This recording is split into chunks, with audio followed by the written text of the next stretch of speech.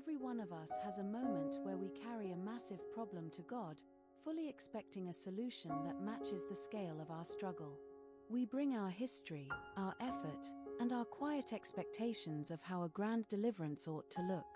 But what happens when heaven's answer doesn't look like a thunderclap? What happens when God's instruction feels drastically beneath the size of the storm you're facing? That is precisely where we find Naaman. Scripture tells us in 2 Kings chapter 5 that Naaman was a commander of the army of the king of Syria. He was great, honorable, and victorious. He was a hero in the eyes of his nation. But there was a single, devastating sentence attached to his grand biography: he was a leper. It didn't matter how many battles he had won or how much influence he held. Beneath the armor, his skin was decaying. When a young Israelite girl held captive in his household saw his condition, she spoke up. Her words reached Naaman, recorded in 2 Kings chapter 5, verse 3.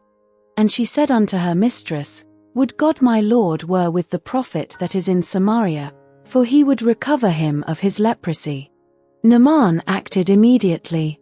But notice how he approached the solution. He brought 10 talents of silver, 6,000 pieces of gold, and 10 changes of raiment. He carried a letter from the king of Syria directly to the king of Israel. Naaman brought wealth, prestige, and political leverage. He came prepared to buy a cure fit for a warrior.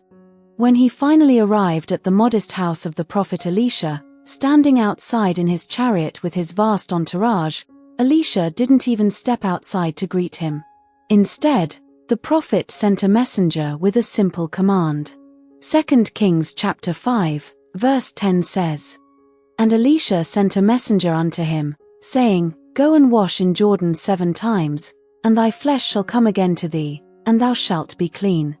It was quick. It was plain. And to Naaman, it felt deeply insulting. He had pictured a dramatic display. He expected Elisha to come out, call upon the Lord, wave his hand over the place, and strike the leprosy away. Instead, he was told to go dip himself 7 times in a muddy river. Look at his immediate reaction in 2 Kings chapter 5, verses 11 and 12.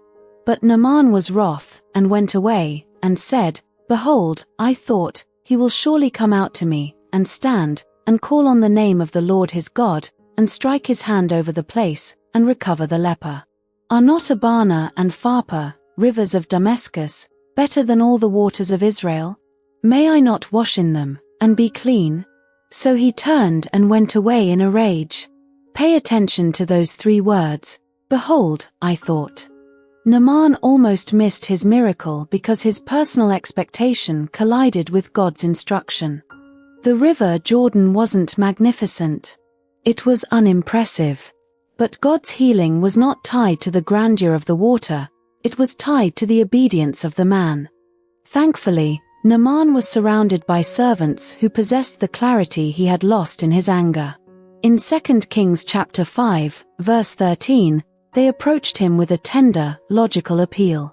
And his servants came near, and spake unto him, and said, My father, if the prophet had bid thee do some great thing, wouldest thou not have done it? How much rather then, when he saith to thee, Wash, and be clean? They challenged his pride.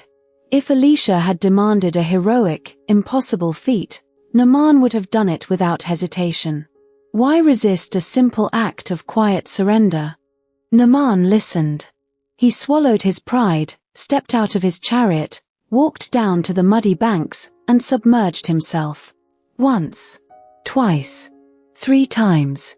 Nothing changed on the first dip. Nothing changed on the 6th. But true biblical faith keeps obeying even when the visible results aren't immediate. Then came the 7th time. 2 Kings chapter 5, verse 14 tells us what happened. Then went he down, and dipped himself 7 times in Jordan, according to the saying of the man of God, and his flesh came again like unto the flesh of a little child, and he was clean. He didn't just get healed, he was completely restored. You may be standing in a season right now where the direction God is giving you feels too small, too ordinary, or completely contrary to what you planned. You brought your heavy heart, your years of waiting, and your detailed expectations, and God's response is telling you to forgive, to stay quiet, to take a simple step, or to keep showing up in a place that feels unimpressive. Do not let your I thought rob you of what God is doing. Heaven's power is often wrapped in quiet instructions. God doesn't need a grand stage to work a miracle, He simply requires an obedient heart. When you drop your expectations and do what He asks, even when it feels beneath the size of your pain, restoration follows. I choose obedience over my own preferences. I surrender my plans, my timeline, and my expectations into the hands of God. I will not let pride or disappointment keep me from the simple instructions of heaven, because I know that when I walk in His word, His restoration is complete.